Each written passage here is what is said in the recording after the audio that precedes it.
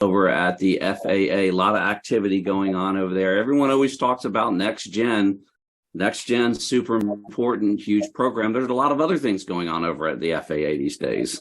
Yeah, that's right, Luke. And thanks, Luke. Thanks for having me. There are a lot of possible lanes of IT modernization, and I think the FAA is pretty solid on many of the fundamentals. What I'd like to highlight is the attention the FAA has been giving to application modernization over the past few years. Right on. For net new requirements and rewrites, we've been steadily growing a number of solution options.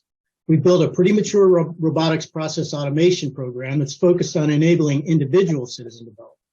We're also leveraging low-code application platforms more and more for new requirements or rewrites of legacy applications.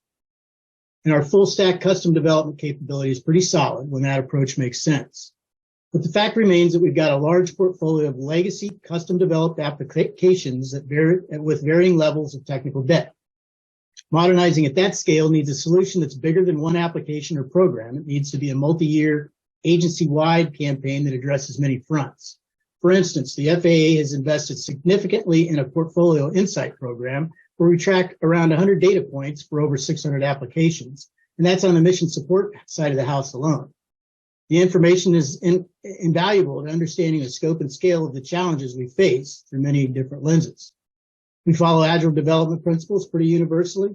We have a mature cloud computing program that counts hundreds of apps moved out of our premise data centers, but they never started there in the first place. We have mature DevSecOps tools and practices that we're integrating more and more of our applications into in this model. These investments are enabling the FAA to breathe new life into many of these applications by updating every aspect and refactoring them for more cloud-native architectures like containers. And once an application has been through this transformation, it'll be much easier to stave off the technical debt and vulnerabilities that inevitably accrue in all systems. And routine enhancements will be much easier to implement. We've successfully put 26 applications through this process, and we submitted a TMF proposal earlier this year to do 22 more, and were successfully approved for the funding.